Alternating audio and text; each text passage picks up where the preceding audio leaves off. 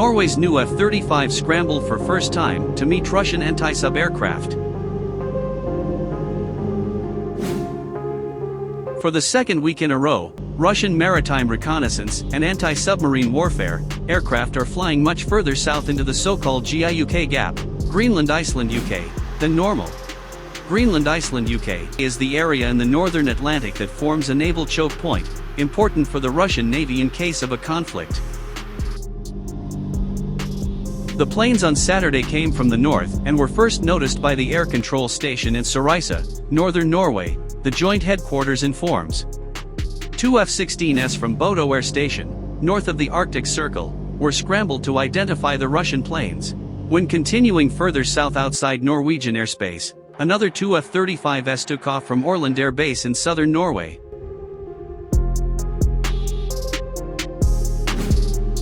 The armed forces yesterday established reinforced extra F-35 preparedness from Ørland Air Station to enhance sovereignty, said Chief of the Norwegian Air Force, Major General Tunge Skinnerland.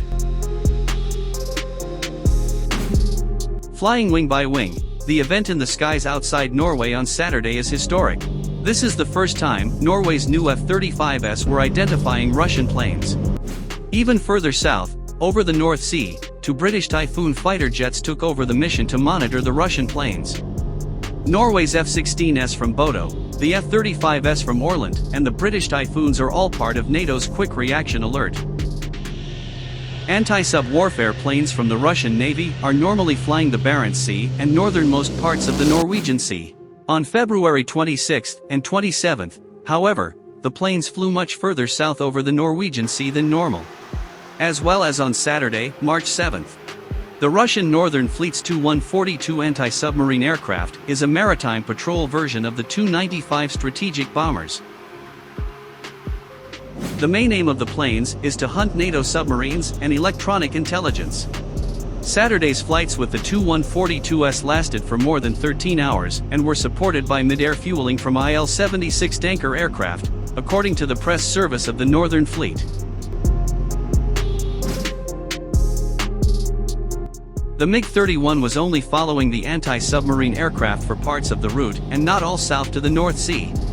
It is not known how many NATO submarines that currently are sailing the North Atlantic, but Navy ships from several NATO members are currently in Norway, bringing in supplies to the multinational exercise Cold Response. The exercise takes place in northern Norway and will last until March 18th. Norwegian Air Force is currently in a transition period and will maintain the F-16s on Quick Reaction Alert for NATO at Bodø Air Base until 2022.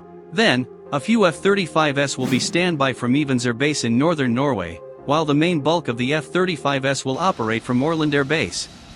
By 2025, all F-16s will be retired and the new fleet of 52 F-35s fully operative. The Norwegian Air Force has so far received 15 new planes, of which 4 are currently based at Keflavik, conducting NATO's air policing mission in Iceland.